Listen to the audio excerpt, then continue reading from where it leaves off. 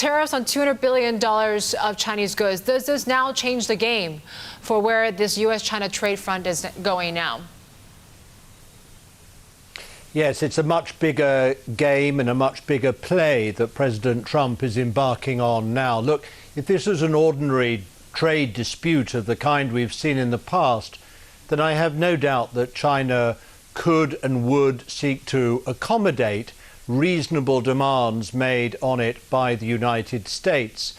But what President Trump is trying to do is effectively to change the course of China's industrial policy. China is not going to surrender in the face of that sort of demand. Lord Mandelson, is there then a disconnect, a cultural dissonance, if you will, that the White House is not just getting what China is doing? And that's one part of my question. The second part is, what would you be doing if you were a Chinese trade negotiator or even Xi Jinping himself?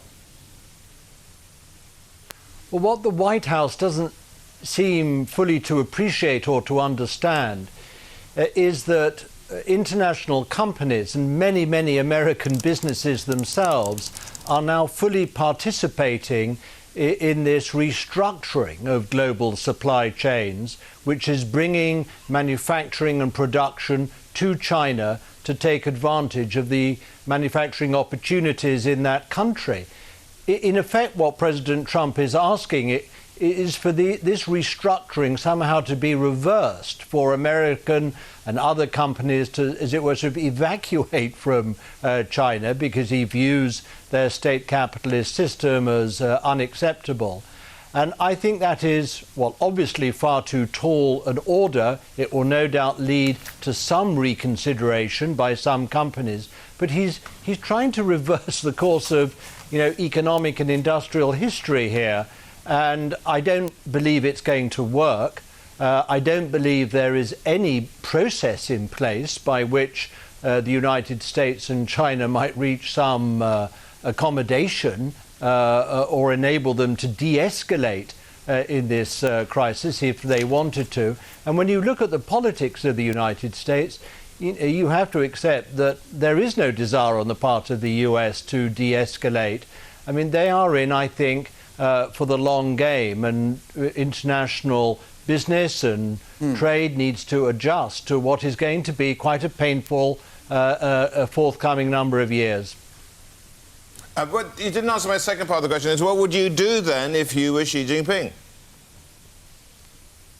Well, what I would do is offer to put in place, to use international means of trade negotiation, using the WTO as a forum which is available to us both to enforce current rules but also to develop and improve and strengthen trade rules for the future.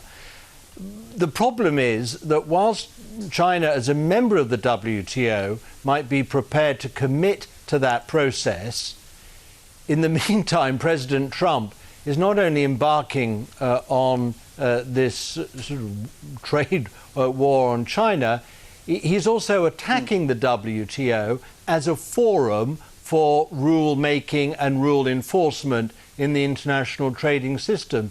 So that doesn't provide an opportunity for China to go to. I think that what China has absolutely no alternative but to do is to hold firm. It can't back down. I mean, either economically and industrially, it's not going to go into reverse. But politically, if China were in some sense to surrender, the loss of face politically would be far too great, both domestically and internationally. What I would do, though, if I were China, is to advance and make known to the rest of the world the opportunities that China is currently developing to create more mixed ownership within its own economy. The President Xi Jinping is embarking on a process of reform of China's state-owned enterprise sector. This will lead to the introduction and involvement of more private and international capital. If I were him, I would speed up that process, project it to the rest of the world so that he can demonstrate that China is prepared to work with and alongside the rest of the world in the international trading system and global economy rather than against it.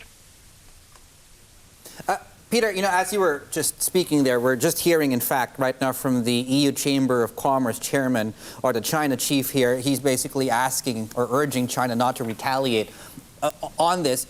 There's that old adage, Peter, you don't solve the problem at the level of the problem. And a lot of these issues that Donald Trump is pointing to, just to look at the other side, are structural in issue. Was there really any other approach, short of the radical here, to address those structural issues?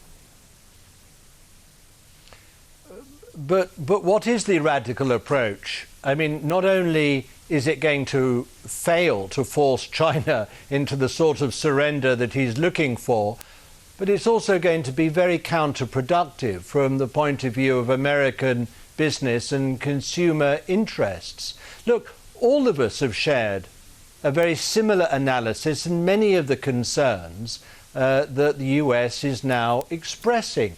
I have worked over very many years with the EU Chamber in China to accelerate the pace of opening up, of reform, of creating that level playing field that we're seeking, both in respect of China's domestic economy and the way in which it plays in international markets. And it is frustrating that China is not prepared to go further, faster in the way that we want. But you're not going to bring that acceleration about by raising the bar impossibly high in a way and at a height that China simply cannot climb over, certainly not in the timescale that President Trump is demanding. And before we let you go, Peter, just one question. Is there a model for how China and U.S. can actually resolve this dispute?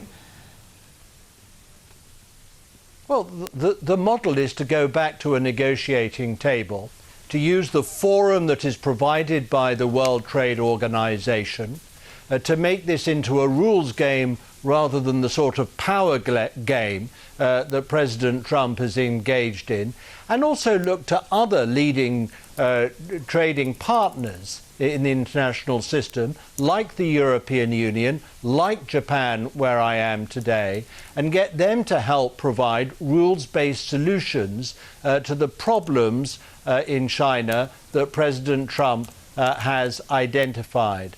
But the approach he's taking is, in my view, not going to lead to the solutions he's seeking and will be counterproductive for US interests, as well as threaten to destabilize and to undermine confidence in the global economy as a whole. And therefore, what is being threatened here is not some dispute or spat, however difficult to resolve, between China and the United States. We're looking at quite treacherous waters here, which could considerably destabilize global economic confidence and threaten a future recession. That's how serious are the stakes we're looking at now.